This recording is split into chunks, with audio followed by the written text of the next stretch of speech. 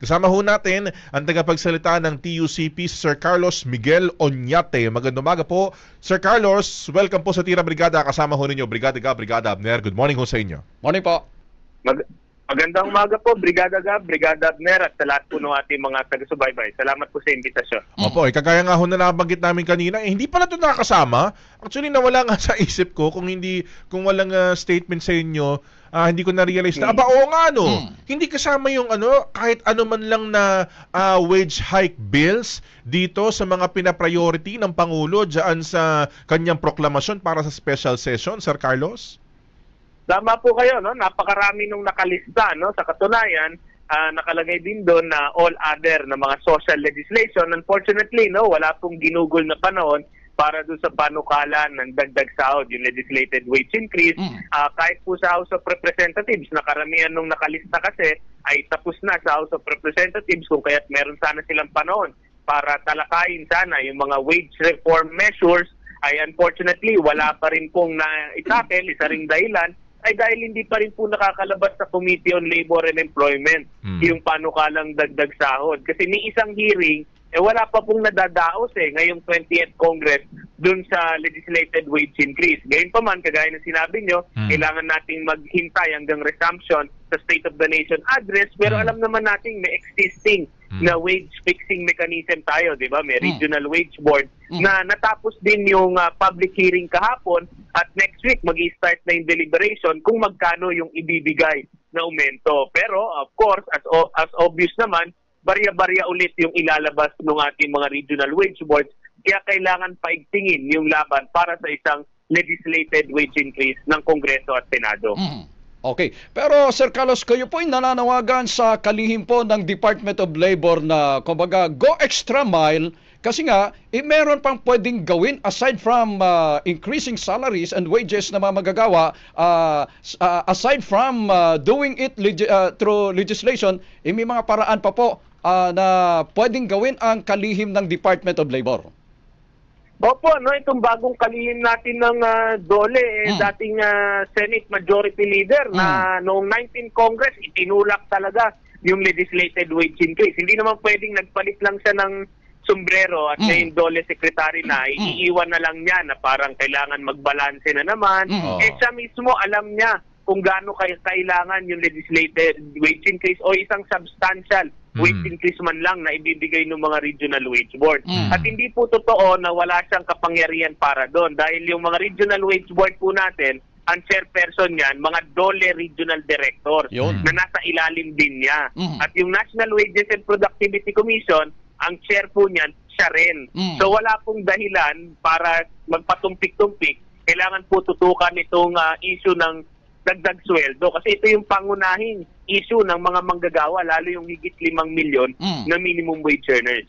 Okay. So yung chairperson po ng RTWPB, Department of Labor. So pwede talaga magawa ng paraan na Sir Carlos. At kung tayo po'y nasanay na kapag yung wage hike na inaaprubahan ng RTWPB, barya-barya, pwede namang this time around, igawing substantial, medyo malaki-laki naman yung igagrant na wage hike sa pamamagitan ng RTWPB. Oo po, sabi nga namin, tinatanggap na namin, baka hindi nila mapantayan yung pinag-uusapan sa Senado at House of Representatives. Pero dahil meron tayong pinakamataas na inflation sa 3 taon, dapat ang ibigay lalo nung ating Metro Manila na Regional Wage Board, yung pinakamataas na wage increase. Hamak mas mataas dun sa last year. Nagbigay silang 50 noon. Ang inflation natin ay hamak mas mababa. Hindi naman pwedeng mas mababa pa sa 50 ang ibigay ngayon. At importante yung ibibigay ng NCR Wage Board dahil sila po yung unang magbibigay ngayong wage cycle para ma-influensyahan po nila yung all other region, yung may mga provincial rate na hamak mas mababa ang sweldo kaysa po sa mga manggagawa sa Metro Manila. So ano bang pwedeng gawin ng kalihim ng Department of Labor, Sir Carlos? Kakausapin ba yung mga regional directors o obligahin ba na magmalangkas naman kayo ng plano para sa wage hike per region na medyo malaki-laki naman kasi hindi na aksyonan yung House bills pending sa Congress and sa Senado na sumusulong doon po sa legislated wage hike? Opo, una-una, in the meantime na recess pa yung Kongreso at Senado, ang bola talaga nasa Regional Wage Board. Dapat atasan niya yung ating mga RTWPBs na ang chair niyan, mga DOLE Regional Director, na magbigay ng significanting wage increase. No? Kasi yung barya-barya, for the longest time, wala kasi kumi-question dyan eh. Walang dahilan yan, walang competition.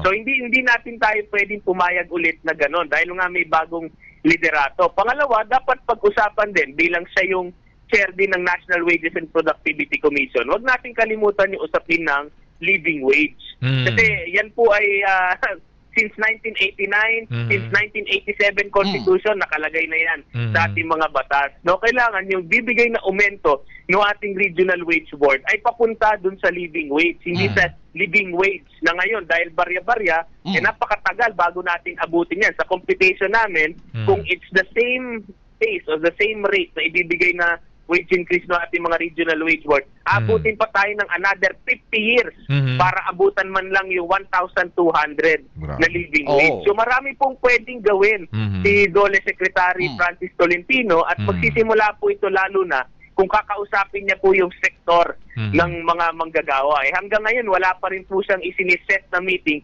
para kausapin yung sektor ng manggagawa. Pati yung sektor na employer, hanggang ngayon, hindi niya yata nakakausap eh.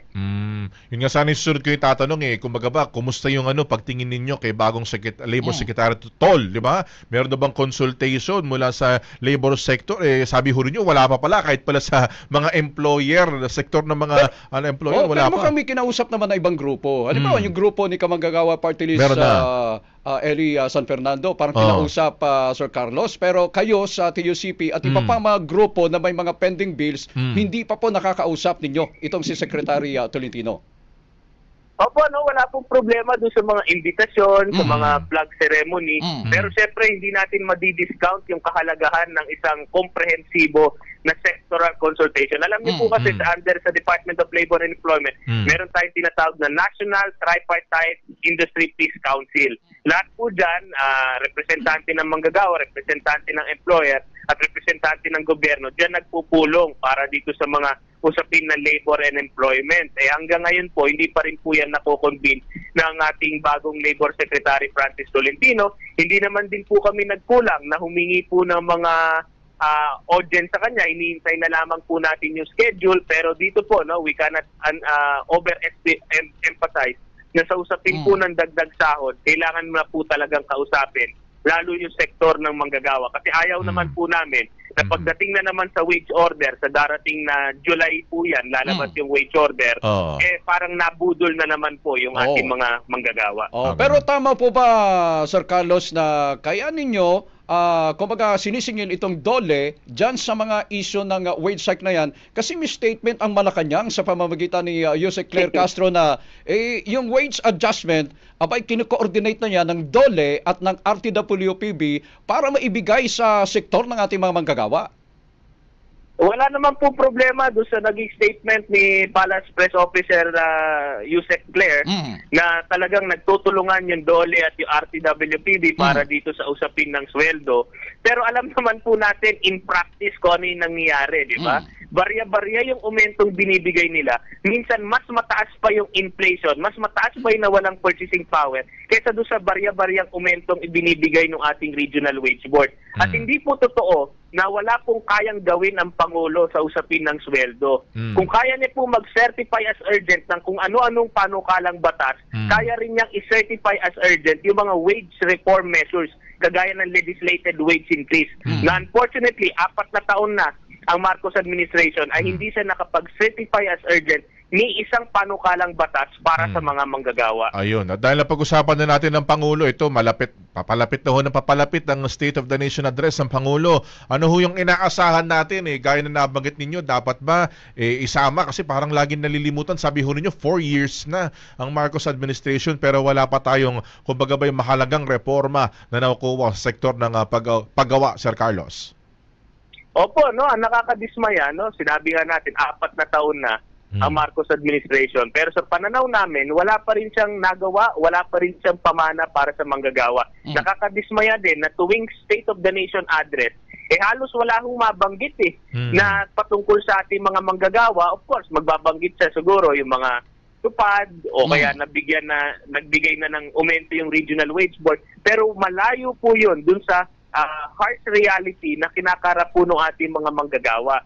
So at the very least, no, expectation namin sana bago or after na State of the Nation address, ay makipagpulong naman po yung Pangulo natin dun sa ating labor sector. Yan din po, hindi pa rin po nagaganap yan 4 years as opposed to previous administration na every Labor Day po ay nakakausap ng manggagawa ang Pangulo. No? So marami pa rin po mga usapin na naiwan din, kagaya ng usapin ng security of tenure. The mere fact na mas marami na tayong manggagawang contractual kaysa regular, hindi pa rin po yan natutugunan. No? 4 na taon na, hindi rin nadidiscuss sa kahit LEDAC, kahit sa priority bills, yung security of tenure bill. At nandyan pa rin yung issue ng pag-uunyon. No? The reality is, napaka-konti ng ating mga manggagawa na may union, lalong mas konti ang may collective bargaining agreement, tapos ganito pa yung sistema natin ng pagtatakda ng sweldo. Talaga po ang talo rito na zero talaga under ngayon sa Marcos administration pa rin yung ating mga manggagawa.